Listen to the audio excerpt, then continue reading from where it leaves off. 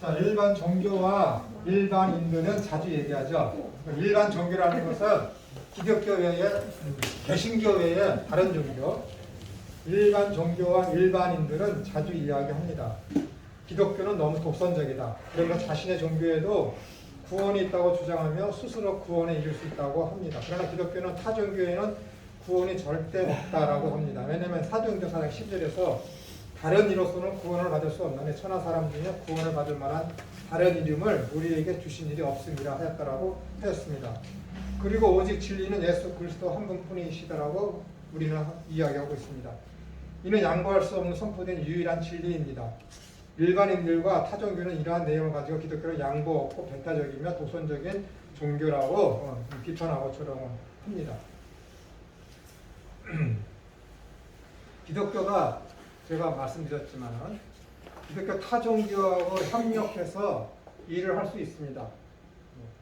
공동의 선을 이루기 위해서, 도덕적인 선, 그런 것들을 이루기 위해서는 가난한 사람들을 돕거나 어떤 그러한 것들, 부지하는 사업들, 그런 것들은 기독교가 타종교하고 넉넉하게 충분히 손을 잡거나 더 앞장서 나갈 수 있습니다. 그러나 이 구원관에 있어서만큼은 전혀 양보할 수 없는 것이죠.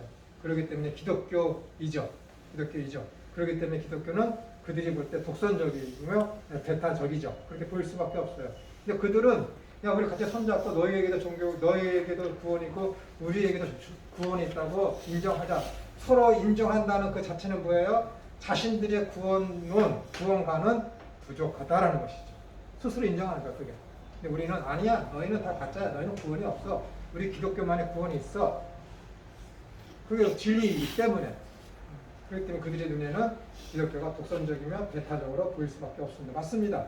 기독교는 그런 의미에서 독선입니다.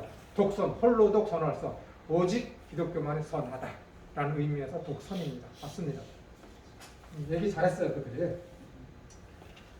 그렇다면 진리란 무엇입니까? 진리란 상대적이지 않고 유일하며 개인적이지 않으며 보편적이고 상황적이지 않으며 절대적이며 변하지 않으며 불변하는 것입니다. 진리는 뭐예요? 변하지 않는 거예요. 옛날에도 그랬으면 지금도 그렇고 지금 그랬으면은 먼 훗날 영원히 그러한 것이 진리입니다. 하나님이 영원하시다. 하나님이 영원하지 않으면 뭐예요? 하나님의 말씀은 진리가 아니에요. 그렇죠? 움직이는 그림자도 없어요. 불변하세요. 영으로 계신 그분 영원하세요. 그분이 영원하신 분이 말씀하세요. 후회하심이 없는 분이에요. 그렇기 때문에 그 하시는 말씀은 다 진리가 되는 거예요. 영원하신 분이 이야기했기 때문에. 천우가 여보 사랑해요. 맞는 말이지. 근데 그 다음날 다퉜어. 사랑할까? 근본적으로 사랑하지. 근데 다투는 그 순간만큼 어떻게 되는 거야? 미워하겠지. 미워하겠지. 집에 가서 얘기하면 안 돼요.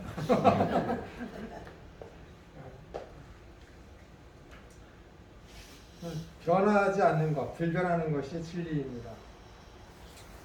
상황에 따라 변하지 않는 것이 진리이죠. 진리의 본질이 이렇기 때문에 진리를 외면하는 사람들에게는 진리가 독선적이고 배타적이게 보일 수밖에 없습니다. 그리고 진리란 유일한 것이기 때문에 독선적일 수밖에 없어요. 그렇죠? 진리란 유일한 거예요. 다른 게 없어요. 구원하면 오직 우리만 구원이야.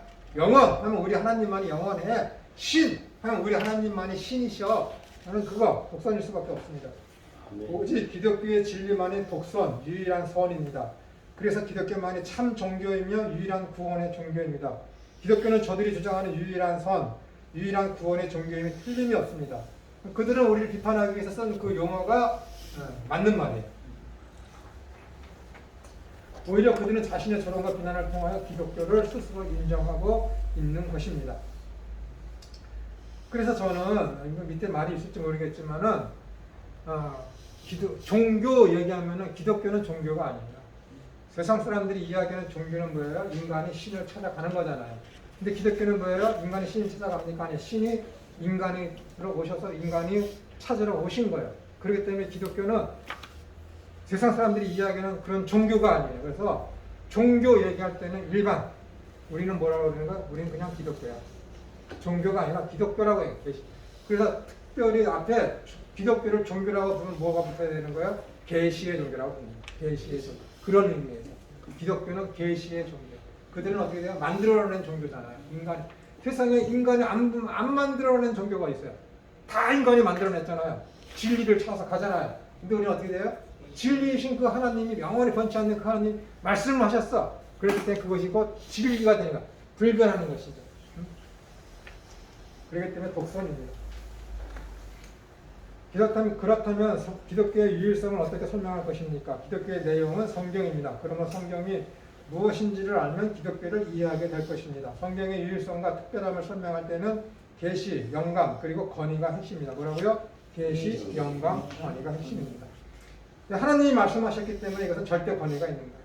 그 다음에 성령님께서 감동을 주셔서 쓰여졌어요. 그렇기 때문에 이것은 진리가 되는 거예요. 하나님이 말씀하셨기 때문에 하나님이 계시하셨기 때문에 이것은 진리가 되는 것입니다. 하나님께서는 인간을 비롯한 모든 피조물들을 구원하시기 위하여 자신과 자신의 뜻을 알려주시기 위한 수단으로 뭐 했어요? 계시를 사용하셨습니다. 그 계시의 방법은 영감이며 이러한 모든 작업을 하나님께서 친히 하셨기 때문에 계시의 말씀인 성경이 권위를 갖는 것입니다. 오직 성경에만 구원의 길이 제시되어 있고 구원은 인간 스스로 이룰 수 없기 때문에 영이신 하나님께서 구원이 무엇이며 구원의 길이 어디 있는지를 알려주시기 위해서 계시는 필연적이었습니다. 인간이 인간을 스스로 구원할 수가 없어요. 그렇기 때문에 인간이 구원의 길을 알 수 있습니까? 없거든. 그러니까 하나님께서 어떻게 되는 거예요? 인간을 가르치시고 인간을 구원하시기 위해서는 인간의 언어를 사용하셔야 필요했어요. 그렇기 때문에 말씀하신 것이죠. 그걸 기록한 것이 성경이며 그것은 곧 계시의 말씀이 되는 것입니다. 그래서 성경을 기록하는 각각의 인물들에게 영적 감동이 필수적으로 있어야만 했습니다. 왜? 인간은 죄성이 있기 때문에 인간은 어떻게 되는 거예요? 자신의 판단과 노력으로만은 계시의 길을, 구원의 길을 기록할 수가 없습니다. 그래서 하나님께서 그들에게 영감을 주신 것이죠. 그래서 성경은 하나님의 감동으로 기록되어진 것입니다. 이것이 곧 뭐예요? 성경이다라는 것입니다. 그 다음 여러분 제가 나눠드렸죠. 바른 신학과 바른 교회를 위한 자세.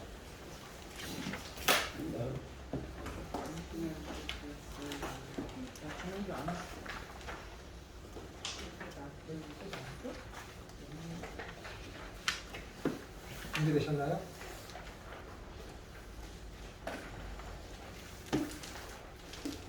자, 바른 신학과 바른 교회를 위한 자세. 교회의 자기 비판. 여기 바른 신학과 바른 교회를 위한 자세는 제 은사님이신 이정석 교수님의 글에서 많이 발췌를 했습니다. 자, 교회의 자기 비판. 제임스 스튜어트라는 분은 이렇게 얘기했어요. 여러분 이분 책을 한번 사서 읽어보세요. 굉장히 좋습니다. 교회가 가장 큰 영향을 미친 때는 교회가 참되려고 노력할 때였다 라고 하였습니다. 이 말에 대하여 데이비드 웰스는, 제가 참 좋아하는 사람이에요. 데이비드 웰스. 그 사람 참 좋아해요. 데이비드 웰스는 그의 책에서, 그러니까 제임스 스튜어트가 한 말에 대해서 데이비드 웰스가 그의 책 용기 있는 기독교와 위대하신 그리스도에서 교회가 가장 큰 영향을 미친 때는 교회가 참되려고 노력할 때였다라는 것에 대해서 확장된 의견을 두 책에서 이야기했어요. 용기 있는 기독교와 위대하신 그리스도라는 책에서.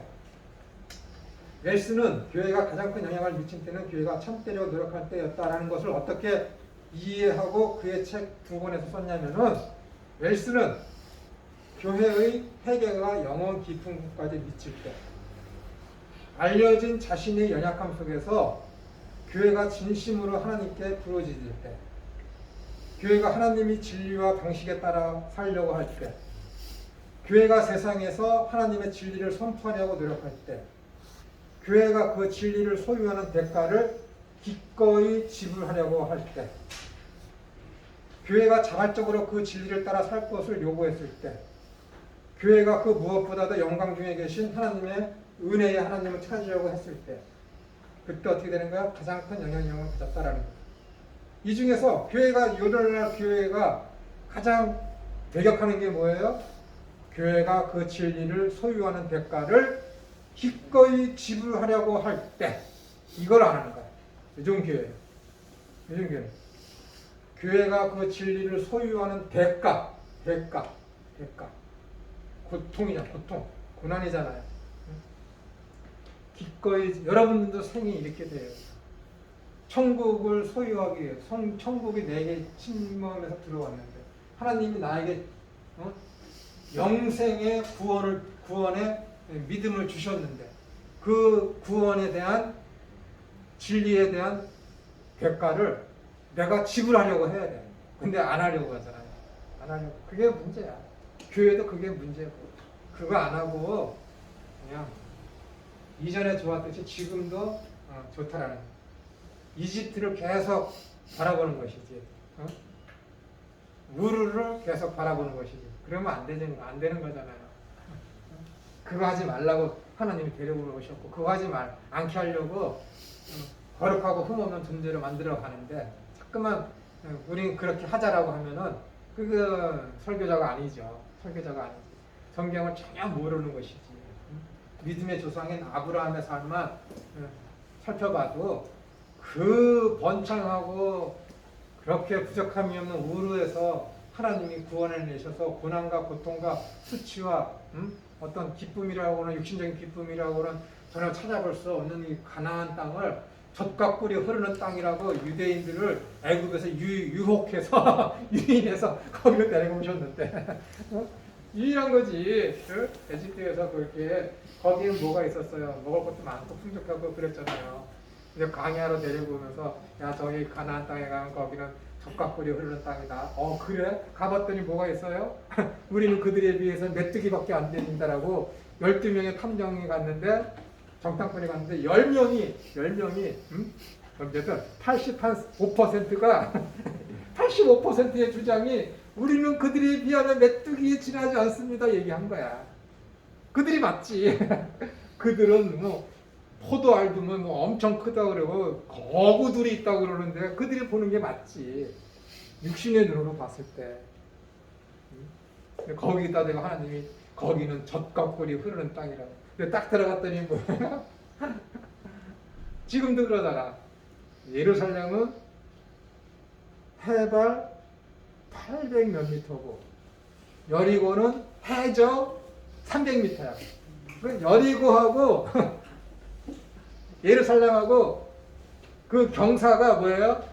1km 이상이 나는 거야. 1km 이상이. 근데 거리는 불과 20km밖에 안 돼. 근데 거기는 너무 험악하고 숨을 데가 많으니까는 강도와 진짜 강도, 아까 얘기한 좋은 강도, 독립투사 말고 진짜 강도, 물건 뺏는 강도들하고 도적들이 거기 그렇게 많은 거야. 숨을 곳이 많으니까. 그러니까 여리고에 대한 그 비유를 들었을 때 여리고로 내려가던 자가 강도를 만났다. 그러니까 예루살렘을 성전이라고 생각하고 여리고는 세상이라고 생각하면서 성전을 벗어난 사람은 이렇게 여리고로 세상으로 나가면 강도 만난다라고 얘기하면 안 돼. 거기 실제로 강도를 많이 만나는 곳이야. 실제로. 그런 곳이야. 그런 곳. 그런 땅. 높은 곳하고 이 낮은 곳이 어떻게 땅이 내가 살 땅인데 어떻게 바다 해수면보다 300~400m나 낮아. 그런 땅을 가지고 젖과 꿀이 흐르는 땅이라 그러는데 늦은 비와 이른 비가 없으면 농사를 못 져. 근데 거기를 젖과 꿀이 흐르는 땅이라고 그러는데 안 되잖아요. 광야가 그렇게 많고. 여러분 샤론 에코니아에서 샤론이 뭔지 아세요? 이름 좋잖아. 샤론. 미국에 뭐 여자 배우도 있고 샤론 스톤 있잖아. 샤론 스톤. 샤론이 무슨 뜻이야? 샤론. 뭐예요? 샤론이. 장미 아니고? 지역 이름 아니고? 네? 지역 이름이에요. 어느 지역? 요르단에 있는 샤론. 거기 뭐예요? 광야야, 광야. 광야라고. 그러니까 샤론스타는 뭐야? 광야의 돌이야. 샤론이나 뜻만 예쁘지. 샤론의 꽃 예수님이 샤론의 꽃이라니까 여러분. 고난 가운데 핀 꽃을 예수님으로 비유하는 거야. 그 의미를 아셔야지. 그 의미를. 샤론의 꽃. 고난 가운데 핀 꽃. 그 샤론, 그 광야. 그러니까 예수님께서 어떻게 되는 거예요? 광야로 오시는 거예요. 광야로. 이 기독교인들이 어떻게 되는가? 그 광야를 인도하는 거예요. 그 광야가 훨씬 많은 것이 가나안 땅 팔레스틴 지역이라고요. 근데 거기다 대고 야 천우야 적각꿀이 흐를 땅이야. 너 응? 인천에서 나와서 이 가나안 땅으로 딱 갔더니 뭐야? 계곡도 많고 물도 없고 응? 험악한 응? 광야와 사막이 천지야. 내가 딱 봤으면 뭐가 아 속았다 그랬을 거라고. 속았다. 근데 그래서 어쩌면은 이 아브라함이 가서 처음부터 제사를 안 드렸을지도 몰라. 속았다 그래갖고. 제 얘기예요. 가끔 다른 차지도 전쟁을 하잖아요. 들어가서 또. 네 그러는 거예요. 하나님 용기 대단하시지 않습니까? 그런 땅을 가지고 얘들아 적각불이 흐르는 땅이다. 그러니까 딱 보면은 속았다는 건 한 방에 알고 있는데 그런 사람들을 향해서 야 여기는 적각불이 흐르는 땅이다. 분명히 이것은 어떻게 눈에 보이는 그러한 가시적인 적각불이 아니라 영적인 의미를 하나님께서 내포하고 말씀하시는 것이죠. 여기에서 하나님만을 의지하게 하는 그 삶이 곧 적각불이 흐르는 땅이다 라고 하나님이 가르치시려고 거기는 적각불이 흐르는 땅이라고 그들을 거기로 데리고 온 것이죠. 왜냐하면 우르나 이집트에 있으면 그들이 어떻게 되는 거예요? 하나님 의지하겠습니까? 의지하지 않지요. 어렵고 고난 가운데 있을 때 그들이 어떻게 오히려 더 하나님을 더 찾잖아요. 세계의 모든 기독교의 역사가 어떻게 되는가? 평안하다 했을 때는 어떻게 되는가요? 기독교의 교회의 어떤 투명성과 정말 말 그대로 초대교회로 돌아가려고 하는 그런 부흥이 있지 않아요. 근데 어렵고 힘들 때 어떻게 되는가요? 진짜 거기에 참 부흥이 일어나게 되는 거잖아요. 기독교의 생명이 고난 가운데만 이어지는 거예요. 네, 여러분들이 사마리아 여인에 대해서 좀 잠깐 말씀드리겠지만 이거 중간세 필요하기 때문에 이 사마리아 사람들에 대해서 여러분들이 단단히 오해하고 있는 게 있어요. 유대인들이 이방 나라의 팔레스틴을 벗어나가면은 가장 먼저 하는 게 뭐예요? 2명 이상 모이면은 회당을 짓잖아요. 신학하고 회당을 짓잖아요. 뭐 대한민국 사람은 뭐 해외에 나가면은 뭐 10명 이상 있으면은 뭐 교회를 세운다고 하는 요즘 우리한테 들려준 칭찬의 말이 있지 않습니까? 이와 마찬가지 유대인들도 해외에 나가면은 2명이 모이면은 거기에 회당을 짓습니다. 근데 현존 하는 가장 오래된 회당은 사마리아인들이 지은 회당이에요. 그리스에 있습니다. 그래서 사마리아인들이 가지고 있는 성경을 뭐라 그래요? 사마리아 오경이에요. 사마리아 오경. 모세 오경을 가지고 사마리아 오경이라. 근데 그들이 가지고 있는 사마리아 오경의 각주를 그렇게 보게 되면은 그들과 유대인들 사마리아는 북이스라엘이라고 그러잖아요. 그 유대인들과 이 사마리아인들이 모세 오경을 읽는 해석하는 그것이 약간 차이가 있어요.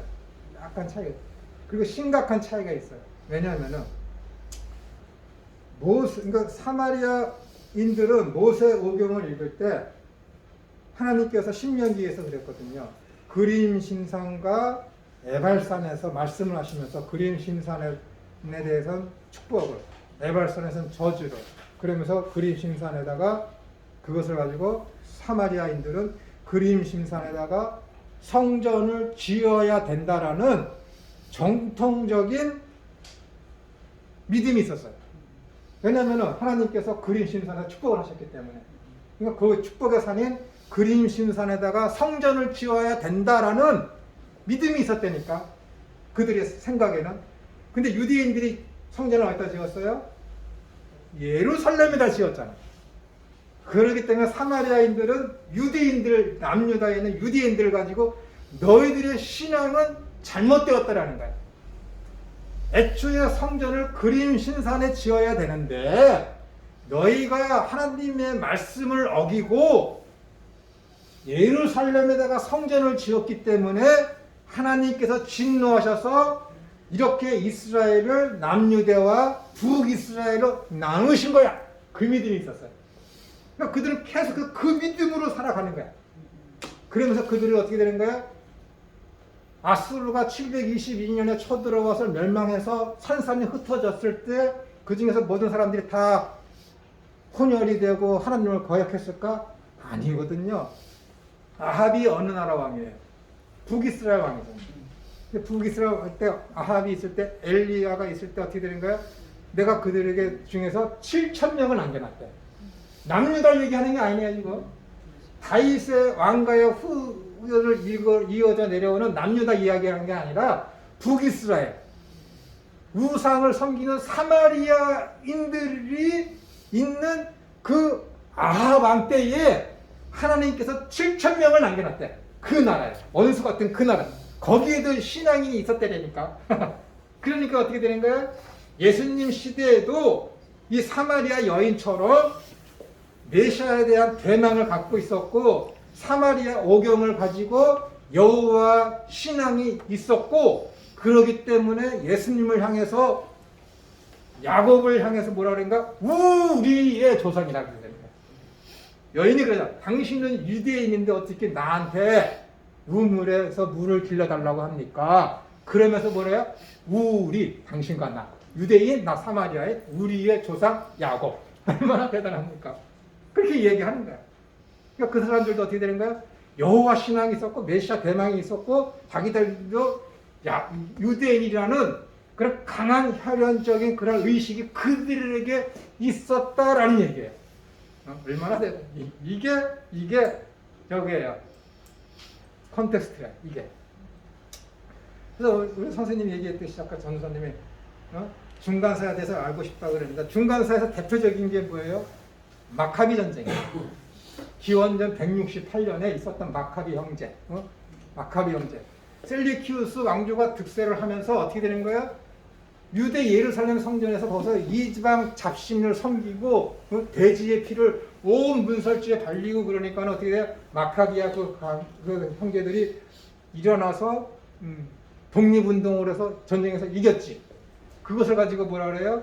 요한복음 8장에 등장하는 수전전. 그걸 수전전이라고 그래요. 그날에 무슨 일이 있었냐면은 하나님의 도우심으로 전쟁에서 절대로 이길 수 있는 그런 능력이나 기술이나 어떤 인원이 없었어요. 전투력이 없었다고. 근데 유대인들이 그 전쟁에서 이겼어. 그러니까 하나님의 도우심으로 말미암아 우리가 독립을 쟁취했다 해갖고 그날을 수전절로 지켜. 그 예수님도 요한복음 7장 8장에서 그 수전절을 인정하시잖아요. 그 수전절이 어떻게 일어나? 거기에 이스라엘의 성전에 절대 불이 꺼지면 안 된다 라는 그 의식이 있었어요. 그래서 물로다가 사방을 가로막지. 그러니까 수전절을 가지고 뭐래요? 물을 뿌려, 촛불에다 물을 뿌려. 그래서 촛불이 안 꺼지게 하는 그렇게 강하게 불을 붙인다고. 그래서 수전절을 상징하는 게 뭐예요? 야, 생수의 강이, 그 사마리아 여인에게 그러잖아요. 내가 누구인지 알았으면 내가 다시는 목마르지 아니하는 물을 내가 달리하리라 할 때 그 물이 뭐야? 성령이라니까. 그 다음에 니고데모하고 물과 성령으로 거듭나지 않는다. 물도 성령이에요. 그 물에 대한 해석을 어떻게 해요? 이 수전절에 예수님이 등장하시면서 거기에서 생수의 강이 너의 배에서 넘쳐나리라 하면서 수전절에서 그 이야기를 하시는 거예요.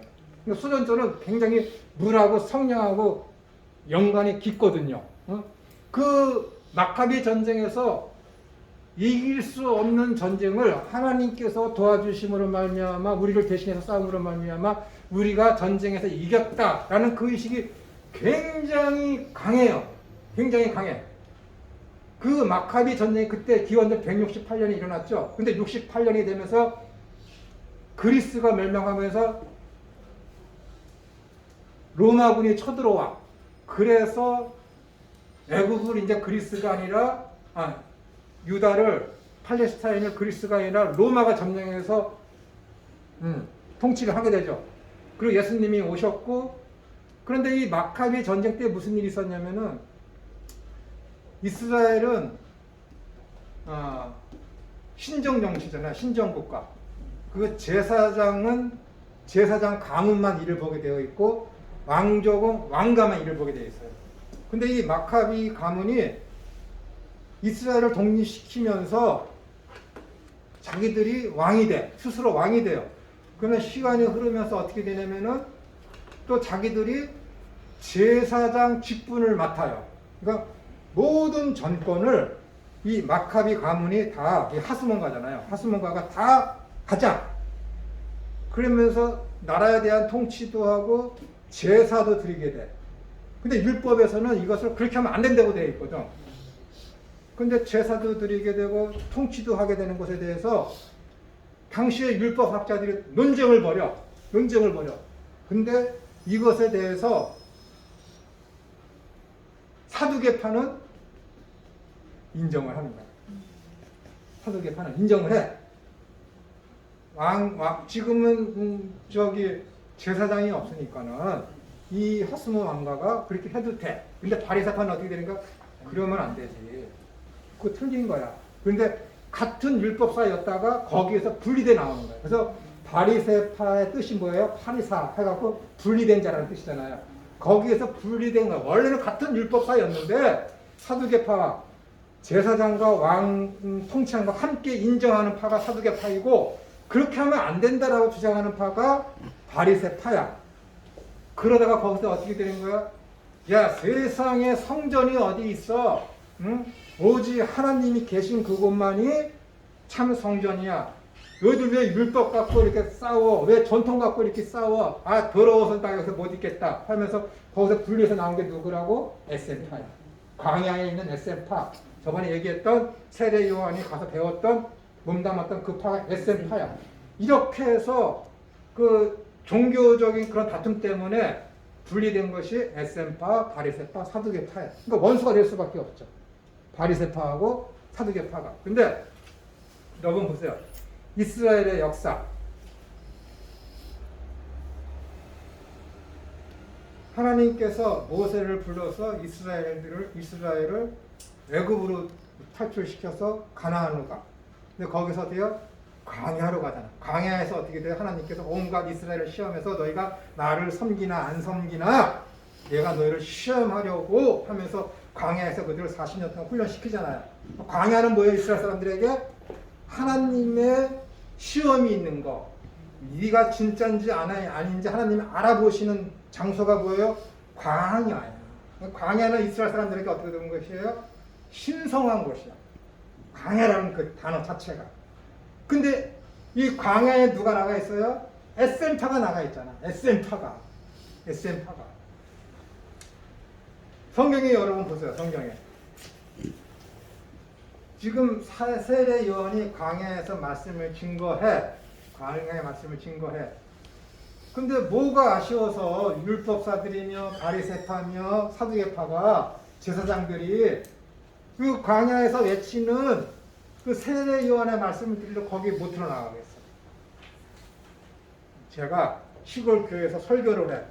근데 거기에 못 들어. 오정현 목사님이나 저 유명한 교회 명성교회 목사님들이 와갖고 설교를 왜 들어? 왜 듣겠어? 보통 내가 신령하지 않고서는 그리고 내가 있는 그 곳이 갖는 의미가 대단하지 않고서는 거기 올 필요가 없잖아요. 이 광야가 갖는 의미가 그렇게 큰 거야. 그러기 때문에 유대인의 종교 지도자들이 광야에서 외치는 세례 요한의 말씀을 들으러 거기 온 거야. 대단하지 않습니까? 이게 중간사의 위력이야. 이게 컨텍스트의 위력이라고. 괜히 그들이 거기 나온 거야. 광야라고 하면 거기에 대해서 굉장히 사람들이 신성시하는 것이 전통적으로 이스라엘의 역사에 계속해서 잠재되어 내려왔던 거야. 그러기 때문에 예수님도 어떻게 되는 거야? 광야에서 시험을 받는 거야. 에센터가 거기 있기 때문에 사람들이 함부로 못하는 거야. 광야에 있기 때문에. 이거는 역사가 요세푸스가 쓴 책에 나와 있습니다. 제 6권에 보면 아주 자세히 다 나와 있습니다. 자세히. 거기에 보면 에센터가 어떻게 했는지, 정결의식을 어떻게 했는지, 세례의식을 어떻게 했는지, 신약시대에 있던 모든 것들이 다 거기 에센터하고 다 연결되어 있다니까. 세례 요한의 가르침, 예수님의 말씀하심, 사도 바울의 가르침을 에센파에서 벗어나지 못해. 참 신기하군데, 근데 거기에 성경에는 에센파가 하나도 없어. 왜 그랬는지는 몰라. 없어. 거기 기록이 없어. 기록이 없어. 에센파에 대한 이야기가 하나도 없어. 하나도 없어. 이렇게 해서 중간사 시대 때에 이렇게 성경에서 가장 중요시되는 사두개파와 바리새파가 중간사 시대에 생긴 거야. 뭐 일종의 어떤 사람들은 사두개파를 요시야 시대 때 거기에 갑자기 성경 율법책을 발견하면서 회개를 하고 제사를 지낼 때 사둑을 제사장으로 세웠다면서 그때부터 사두개파가 거기서 등장한 거다라고 얘기하는 건데 그건 억지 주장이야. 아니, 그건 억지 주장이야. 학자들은 그렇게 안 봐. 학자들은 지금 이 마카비 전쟁 때에 생긴 이 전쟁 때에 마카비가 이렇게 하면서 제사와 통치를 함께 움켜쥐고 있을 때 사두개파가 거기에 옹호를 해서 생긴 것이 사두개파다라고. 왜? 제사장직을 인정했기 때문에. 이스라엘의 마지막 제사장이 누구예요? 사두기라고 하니까 그렇게 되는 거예요. 그런데 이 마카비 전쟁 때에 어떻게 되는 거예요? 이스라엘 성전을 회파하고 아주 그냥 거기다 이방의 신을 섬기고 하니까는 종교 전쟁이 일어났죠. 그리고 나서 예수님이 오셨죠. 그리고 참된 교회가 어떤 것이라고 했을 때 앞으로 있을 어떤 예루살렘 성전이 멸망할 것을 얘기하셨죠. 그리고 기원 후 70년에 티투스가 와갖고 어떻게 되는 거예요? 유대의 어떤 교회를 다 능멸시키잖아요. 예루살렘 성전을 돌 위에 돌 하나도 없이 다 멸망시키죠. 그러니까 유대에 있어서 예수님을 중심으로 해서 가장 중요한 사건이 무엇이냐면은 이 마카비우스 전쟁하고 유대의 제1차 전쟁이에요. 기원 후 70년에 예루살렘 성전이 멸망할 때까지. 그때의 그런 상황들을 잘 파악해 두면 어떻게 되는 거예요? 성경이 기록된 연대가 보통 56년부터 98년까지 기록된 거잖아요. 그 중심에 뭐가 있는 거예요? 유대 제1반란 전쟁인 유대 예루살렘 성전이 멸망하는 그 전쟁이 거기에 있는 것이잖아요. 그러니까 유대인들이 전쟁을 해서 반란을 일으키는 된 계기는 다 무엇이냐면은 예루살렘 성전을 회파하려고 했을 때 유대인들이 반란을 일으키고 그래서 그것 때문에 유대인들이 점점점 힘들어지게 되는 지경에 이르게 됩니다. 그러니까 유대인들이 가장 중요시 여기는 게 무엇이냐면은 성전이에요. 성전을 중심으로 해서 모이고 성전이 아니면 그 무엇도 행할 수 없는 것이 유대 집단이라고. 그런데 어떻게 되는 거예요? 70년이 되면서 이 유대교의 핵심인 성전이 다 회파되고 돌 위에 돌 하나도 남지 않고 다 무너지게 되는 일이 벌어지게 되는 것이죠. 그렇기 때문에 유대인의 어떤 모든 그런 역사들이 다 재정비되고 그동안 있었던 모든 종교 행위들이 다 끝나버리게 되는 거예요. 그래서 유대에 있어서 어떤 신학 성경을 제대로 이해하고 어떤 그 컨텍스트를 가지고 신약 성경의 모든 것을 제대로 파악하기 위해서는 어떻게 되는 거예요? 이 중간사를 비롯해서 유대의 제1전쟁인 예루살렘 성전이 멸망하기까지의 훼손되기까지의 그때의 과정을 정확히 아셔야 되는 거예요. 이 유대 사회에 있어서 그러니까 성경에 있어서 가장 핵심되는 그 성경을 읽고 해석하는 데 있어서 가장 큰 사건이 무엇이냐면 이 마카비 전쟁하고 보통 학자들은 다 이 제1 유대교 전쟁이라고 보고 있습니다. 그렇기 때문에 여러분들이 이 신약 성경을 해석함에 있어서 이 유대 성전이 멸망하는 그 중심에 있어서 어떻게 되는 거예요? 마태복음에서 누가복음에서 성전이 멸망할 것을 예수님이 말씀하시잖아요. 근데 마가복음에서는 그런 내용이 없잖아요.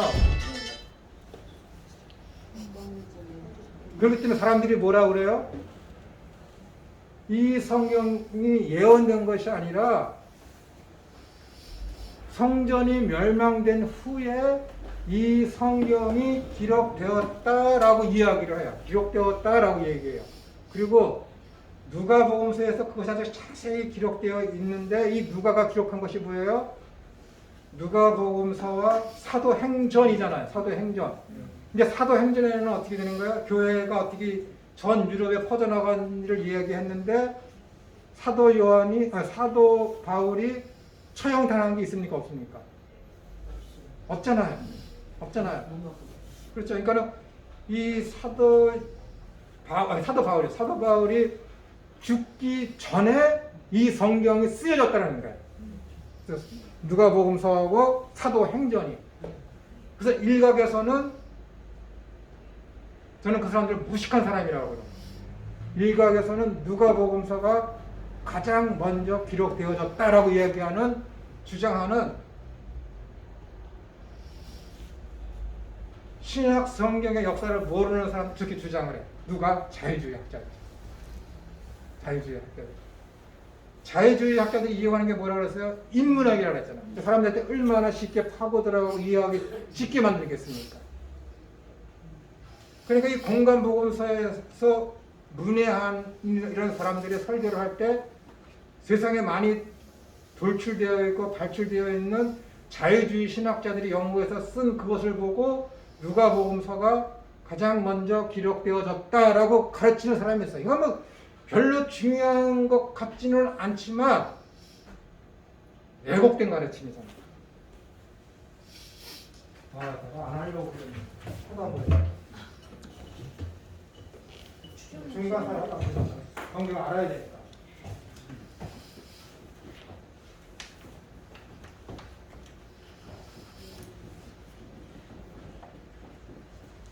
자료 문서라는 게 있어요. 이것을 자료서이라고 해요. 자료서이라고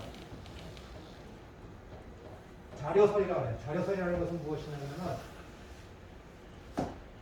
복음서가 4권인데 그 중에서 특별히 3권.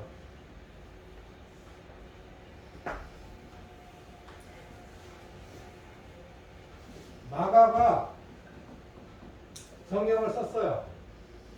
그 당시에 돌아다니던 어떤 자료들이 있겠지. 쪽보금 같은 거. 이걸 자료라고 해요. 이 자료를 보고 마가가 썼어. 제일 먼저. 이건 마가복음이에요. 이건 누가복음이고, 이건 마태복음이야. 마가복음이 제일 적어요. 그러면은 마가복음이 여기 있는데 마태복음하고 누가복음이 가지고 있는 내용이 있을 거 아니에요. 그죠? 마태복음하고 누가복음하고 가지고 있는 내용이 있는데 마태복음의 97%가 누가복음하고 마태복음에 섞여 있어요. 이해가 되세요? 마가복음의 내용이 100%라고 치면은 97%가 누가복음하고 마태복음에 나타난다니까 단 3%만 마가복음에서만 이 3%나. 그리고 누가가 마가복음을 이만큼 참조했어요. 몇 퍼센트인지 기억이 안 나지만 나중에 가르쳐 드릴게요. 그 마태복음이 마가복음을 이만큼 참조했고 누가복음하고 마태복음하고 공존되는 부분이 또 이만큼 있어요. 이만큼 있다. 그러면 보세요. 마가복음이 내용이 100%인데 그 중에 97%가 다른 두 번에 이만큼씩 나타나고 있어요. 마가가 누가복음하고 마태복음을 참조했다라는 것보다 누가복음하고 마가복음을 놓고서 참조했고 요만큼씩 참조했고 나머지 이만큼 부분에서는 어떻게 되는 거야? 이만큼 부분에서는 여기서 이만큼 또 잘랐고 이만큼에서는 어떻게 되는 거야? 얘를 참조했다라는 거야. 얘도 요만큼 부분에 이만큼은 얘를 참조했고 나머지는 뭐예요? 스스로 썼다라는 얘기예요. 스스로. 모든 학자들이 이걸 인정해요. 이걸 인정하고 모든 학자들이 누가복음하고 마태복음이 마가복음을 창조해서 썼다라는 것을 다 인정을 해요. 누구만 빼고 비양심적인 자유주의 신학자들, 돌 같은 자들 이렇게 인정합니다. 그런데 가장 먼저 쓰여진 게 마가복음인데 왜 마태복음이 신약 성경에서 가장 먼저 나왔을까?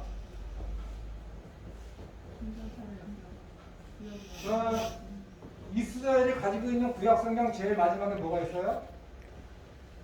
말라기. 예? 말라기. 그건 우리 성경이지. 아, 이스라엘이? 유대인이 가지고 있는, 내가 몇 번 말씀드렸는데 역대하. 거긴 기록한 순서대로 놨으니까.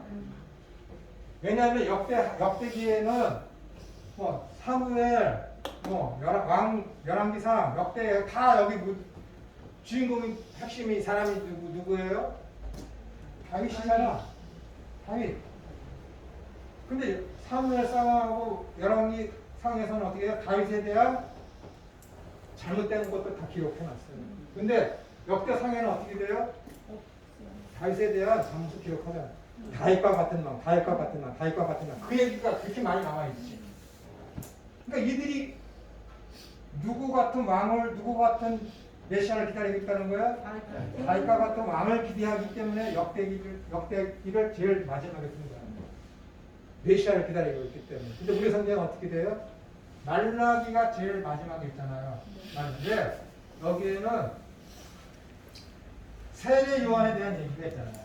광야에서 외치는 그 사람들이 와서 길을 통탄케 하고 막 그 이사야서를 통해서 나타난 그 이야기를 여기서 이어받아서 말라기에서 이야기하고 있고 강선이 나타나서 세상을 구원한다는 그 이야기가 그것에 비해서 쭉 이어질 수 있는 이야기가 뭐예요? 마태복음이잖아. 마태복음. 그래서 마태복음이 제일 먼저 있는 거예요. 마태복음. 네. 여기에서 아까도 얘기했듯이 족보가 있죠. 족보 14대씩 나누죠. 마지막에 예수님으로부터 끝나죠. 자, 보세요. 족보가 무엇을 의미하는지 여러분들이 모르는 이야기. 자, 창세기 5장에 족보가 나타나죠. 쭉 족보가 나타나죠. 누구 이야기로 끝나요? 노아로 끝나잖아요. 노아로 끝나잖아요. 아담으로 시작해서 노아로 끝나잖아. 그 다음에 나오는 이야기가 뭐예요? 노아의 홍수 얘기잖아요. 족보가 뭘 얘기하는 건지 아세요? 쭉 누가 누구를 낳고 해서 딱 끝나요. 노아. 지금부터 나는 노아 얘기를 할 거야. 그 얘기. 족보가 갖는 의미가 그거야. 지금부터는 노아 얘기를 할 거다. 노아가 그러니까 이스라엘 사람들이 족보를 이야기할 때는 그 이야기를 하는 거야. 족보를 쭉 써나가서 우리 김성대 목사님은 딱 끝나. 난 지금부터 김성대에 대해서 이야기할 거야. 그거를 힌트를 주는 거야. 그 마태복음은 누구에게서 끝나요? 예수 그리스도에게서 끝나잖아요. 그래서 뭐예요? 예수 그리스도. 이제부터 신약에 대해서는 다 예수 그리스도에 대해서 이야기할 거야. 그 의미야. 족보가 1차적인 의미가 그거야. 그리고 14대는 뭐라 그랬어요? 제가 이들이 이야기한 대로 다윗도 유대인들은 아라비아 숫자가 없기 때문에 자기들한테 가지고 있는 알파벳을 가지고 숫자를 쓴다 그랬잖아요. 그죠? 보세요. 알렙, 베이, 기물, 발렙, 세, 와우, 이렇게 뜨잖아. 1, 2, 3, 4, 5, 6. 그럼 이게 뭐야? 발렛이 뭐예요? 4. 와우가 뭐예요? 6. 또 다우가 뭐예요? 4. 4. 다 더하면 뭐예요? 14잖아요. 그죠? 14자, 14. 14자씩 다윗이 상징하는 숫자가 14자, 14. 그래서 14로 끄는 거예요. 왜? 이스라엘 족보 여기에 보면은 14대씩 끊었는데 예수님께까지 이 중간중간에 빠진 인물이 몇 명이라 그랬어요? 최소한 3명, 많으면 7명이 삭제됐다니까. 일부러 빼버린 거예요. 왜? 예수님이 다윗과 같은 임금이라는 것을 표시하기 위해서 일부러 14대씩 끊은 거랍니다.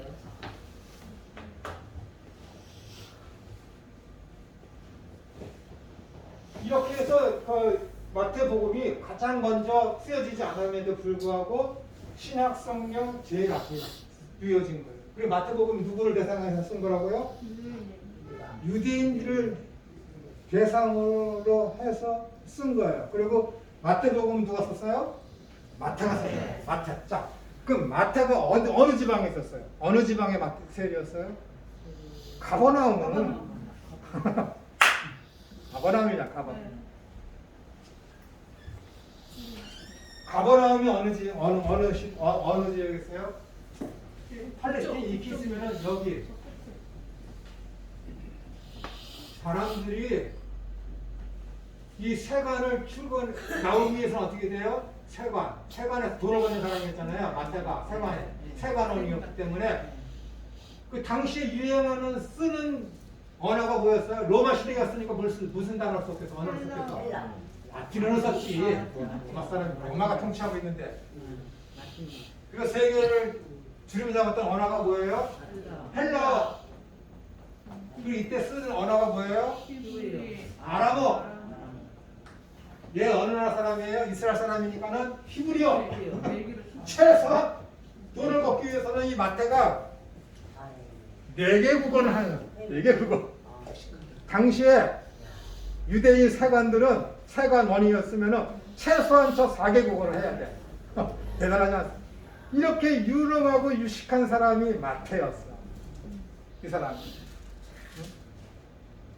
그런데 세리였기 때문에 얼마나 이 사람이 숫자에 능통하고 어떤 세금 붙으면은 적요란이 있어갖고 막 구분 짓잖아요. 네. 그렇죠? 식품, 뭐 공산품, 농산품 구분하는 거 있잖아. 그런 것처럼 세금을 이렇게 명대로 구분했을 때 얼마나 그것이 이 사람이 대단했겠습니까? 우리 딸이 회계사잖아. 내가 뭐 하는 거 보면 아버지 비켜. 그리고 연말정산 난 한 시간 걸려도 못하는 걸 한 2, 3분이면 뚜둑 다 해버려. 그런 것처럼 이렇게 능수능란한 게 세리 마태였더라고. 그럼 이 사람이 성경 마태복음 보면 굉장히 신기하지 않습니까? 족보가 있고 산상수훈 설교를 한데 모아놓고 8장부터 15장까지 기적에 대한 이야기를 한꺼번에 모아놓고 그 다음에 하나님께서 예수님께서 강화 설교한 거 있으면 강화 설교 한데 모아놓고 비유 있으면 비유를 하나를 딱 모아놓고 이해가 되시죠? 세리이기 때문에 구분하고 편집하고 모집하고 있는 데 있어서 아주 뛰어난 게 이 마태였어. 세리였기 때문에 이해가 되시죠? 왜 성경 이렇게 마태가 복음이 기록되어 있는지. 대단한 사람이야 마태. 이게 뭐라고? 이게 컨텍스트라니까. 남들이 모르는 거 볼 수 있게 만드는 게 이게 컨텍스트고 이것이 행간이에요. 행간이에요.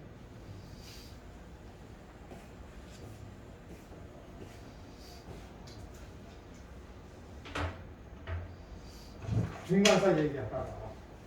그래서 어쨌든 성경이 공간복음에 있어서 가장 먼저 쓰여진 것은 마가복음이에요. 마가복음. 뭐 우리 교수님께서도 잘 하셨겠지만 마가복음이 가장 먼저 쓰여졌고 이 누가복음을 사람들이 성경을 무시한 채 어떤 늦게 보는 사람은 뭐 75년에 쓰여졌다 막 그런 사람들이 있지만은 전혀 그것은 사도행전까지도 사도행전의 그런 역사적인 배경을 모르고서 하는 이야기입니다. 왜냐하면은 사도 바울에 대한 죽음이 거기에 기록되어 있지 않기 때문에 그렇습니다.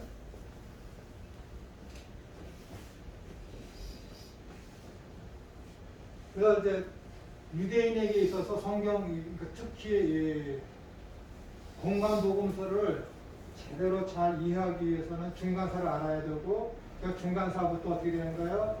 티투스가 로마의 장군 티투스가 와서 기원 후 70년에 이스라엘 교회를 해체할 때까지의 그 사이 그 역사적인 배경을 알아야 공간복음서를 읽고 해석하는데 굉장히 유리합니다. 유리해.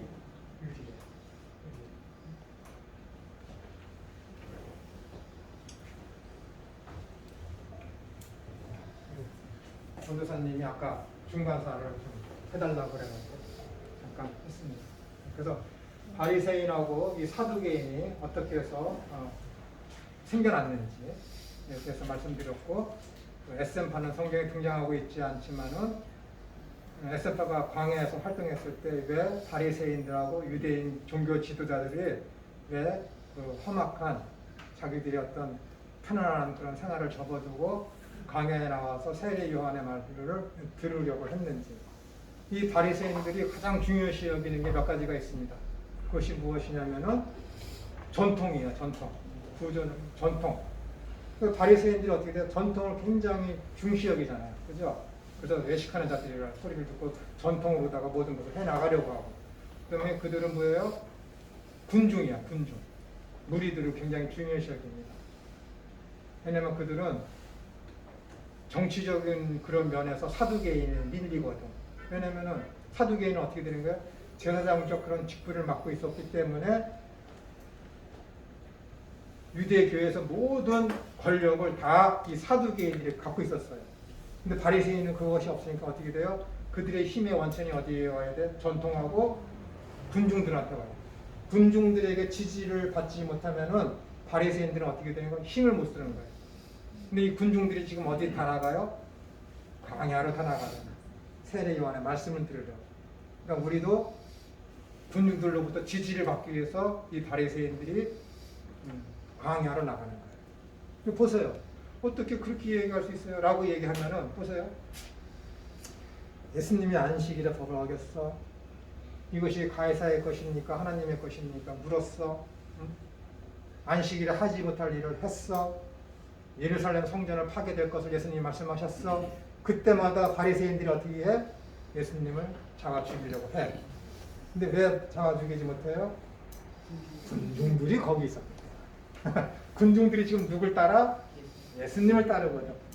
군중들이 따르는 예수님을 잡아 죽이면 어떻게 돼? 자기들의 힘의 원천인 군중들을 잃게 되는 거잖아요. 그래서 그래. 이건 성경에 없어. 근데 또 말씀드리죠. 컨테스트를 보면은 다 나와. 어떻게 할까요? 어디에 보면은 요세푸스 그 역사가 쓴 책을 이렇게 듣고 각 건당 670페이지 이상이야. 6권 있어. 사서 보세요. 저 혹시 교수님, 네. 또 지역 얘기, 광야 막 이렇게 네. 하셔서 혹시 아세요?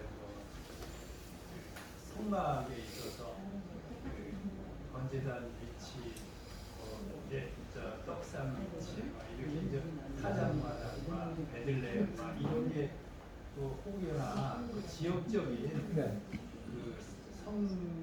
성막의 구성이 지역적인 부분에 이렇게 할례돼 있고 그런 건 아닌가요? 그런 얘기는 없어요. 그런 얘기 주장하는 사람도 있었지만은 그거 인정받지 못해요. 인정받지 못해요. 어떤 느낌에 이제 네. 그 지역에 대한 부분이 이렇게 확장성 있게 또 축소성 있게 이렇게 연결되어 있는 게 아닌가 하는 생각이 뭐 타작마당, 베들레헴 이렇게 이제 서로 이렇게 필요에 네. 따라서 나오니까 그런 생각을 해봤어요. 네.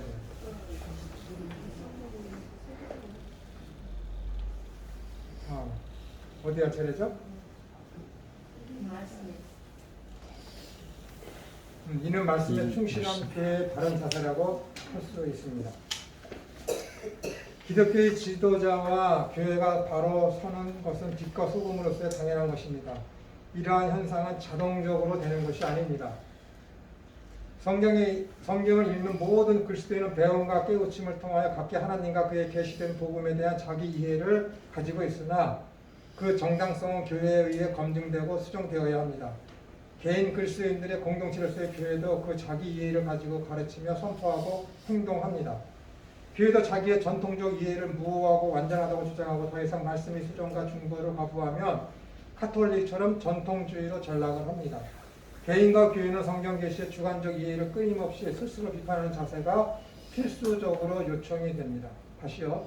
개인과 교회는 성경 계시의 주관적 이해를 다 주관적이죠. 그죠? 완전히 객관적일 수 있는 사람은 객관적일 수 있는 교회는 없어요. 주관적 이해를 끊임없이 스스로 비판하는 자세가 필수적으로 요청이 된다. 그러기 위해서는 어떻게 되는 거예요? 다른 사람들이 하는 말에 귀를 기울여 듣고 거기에서 내가 잘못된 것이 있나 없나 다른 사람들이 쓴 책을 읽고 자기를 스스로 돌아봐야 된다는 것입니다.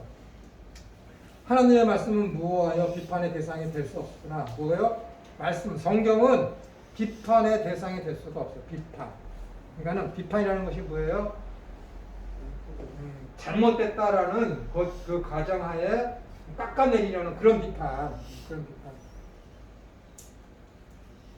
있을 수 없으나 그에 대한 나의 주관적 이해와 집단적인 우리의 이해는 모두 유효하고 불완전한 인간의 이해로서 끊임없는 비판과 개선의 대상이 됩니다. 앞에서 말씀드린 대로 신학이 교회의 기능이므로 신학은 바로 성경 계시에 대한 교회의 자기 이해를 비판적으로 성찰하는 행위이며 그 결과로 산출되는 개선되고 발전된 이해라고 할 수가 있습니다. 이러한 신학 행위는 단회적으로 완성되지 않으므로 끝없는 반복적 노력을 요구합니다. 즉 신학은 주관적 이해를 객관화하며 지역적 이해를 완전화하는 과정이라고도 할 수가 있습니다.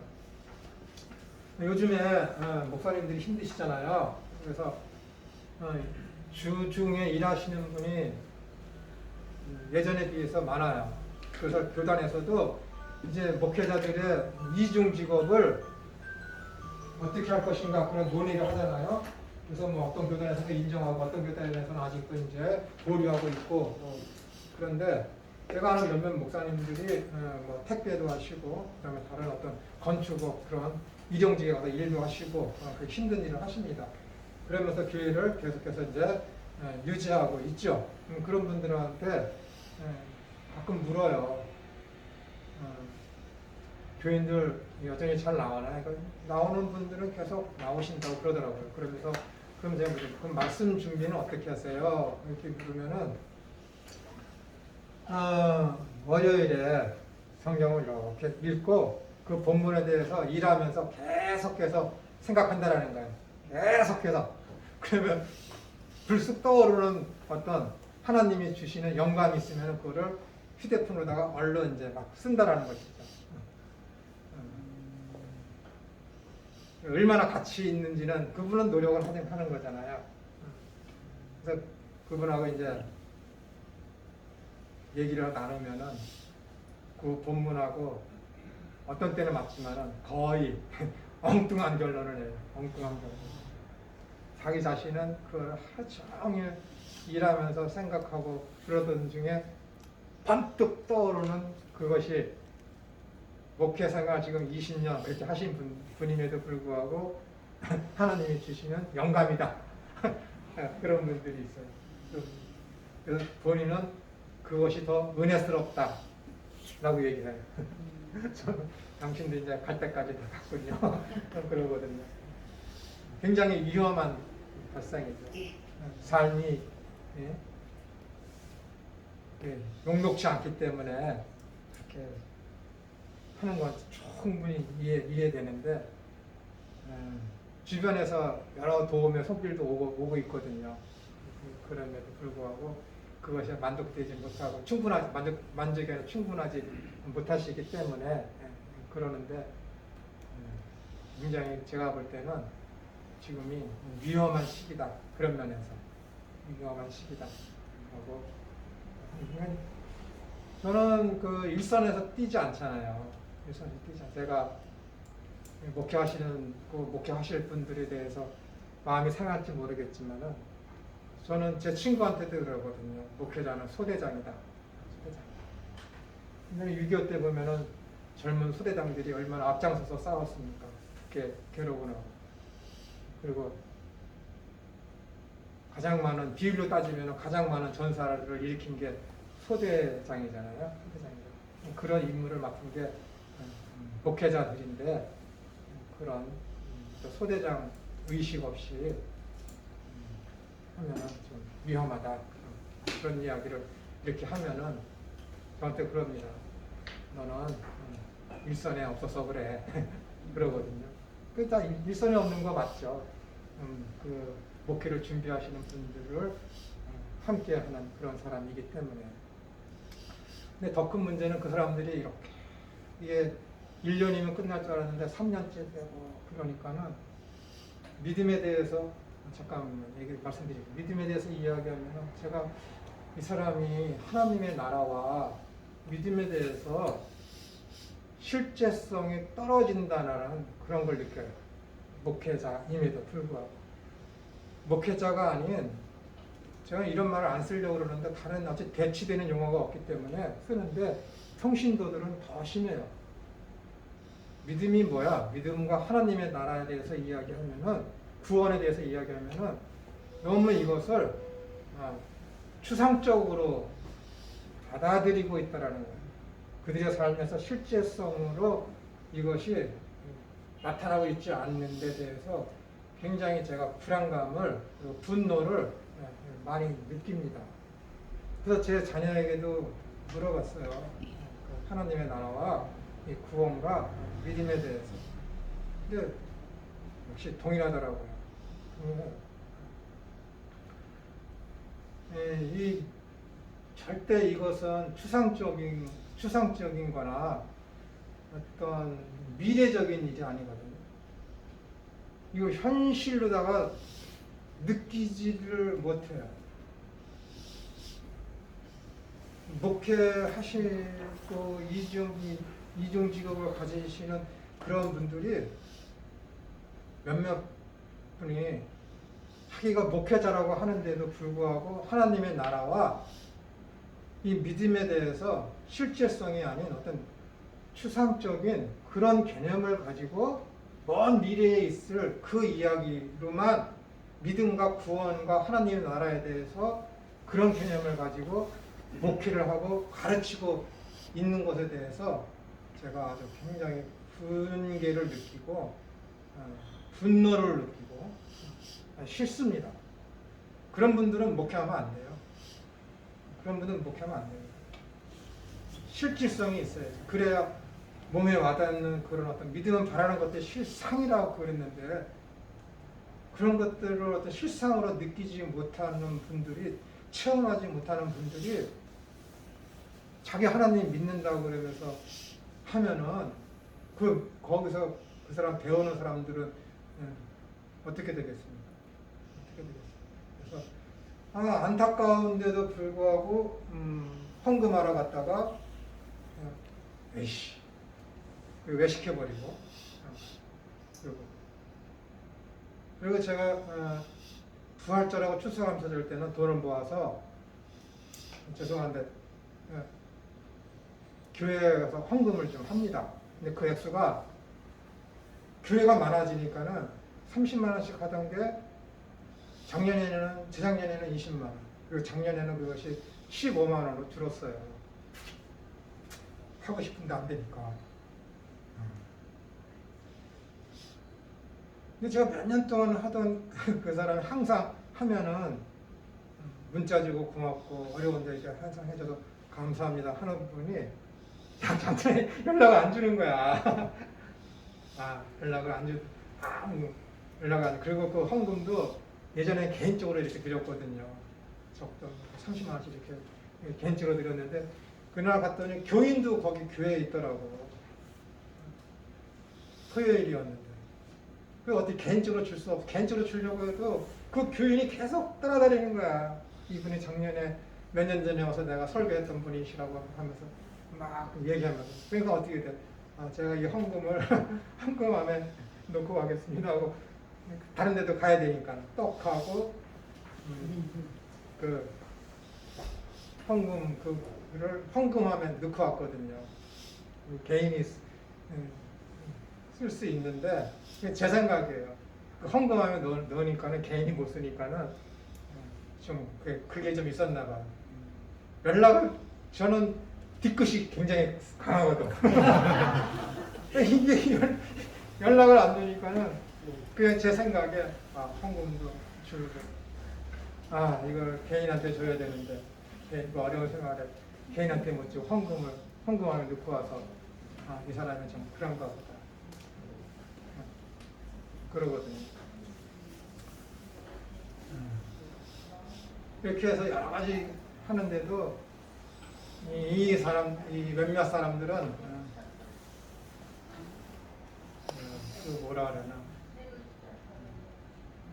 믿음에 대한 그 하나님의 나라에 대한 저는 그런 거를 하나님의 나라는 이런 것입니다 라는 것을 어떻게 실천적으로 보여주기 위해서 퍼포먼스처럼 가르치는 입장이니까 그렇게 하는 경우가 강하거든요.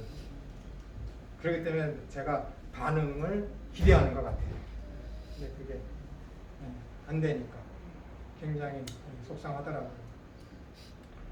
그래서 우리 목사님들도, 우리 전도사님들도, 우리 형제 자매님들도 자기 자신을 돌이켜 보면서 내가 지금 이 믿음과 하나님의 나라에 대해서, 이 구원에 대해서 어떤 실제성을, 추상적이 아닌 실제성을 내 삶에 가지고 와서 내가 지금 신앙을 하고 있는지 살펴봤으면 좋아서 무례하지만 말씀드렸습니다. 우리 목사님 기도하시고. 살아계신 하나님 아버지, 오늘 김철 교수님을 통해서 이 조직 신앙을 저희가 바르게 배울 수 있는, 연구할 수 있는 시간을 허락해 주심을 감사합니다. 이 시간을 통해서 하나님의 창조하심과 우리와 함께 하시는 임마누엘 하나님, 또 십자가 부활의 그 주님을 저희가 바로 세워서 오직 주님의 일을 끝까지 완주하며 감당할 수 있도록 함께하여 주시옵소서. 돌아가는 발걸음도 함께하여 주시고 다음 주에 강건한 몸으로 함께할 수 있도록 지켜주시옵소서. 감사드리며 예수님의 이름으로 기도드리옵나이다. 아멘.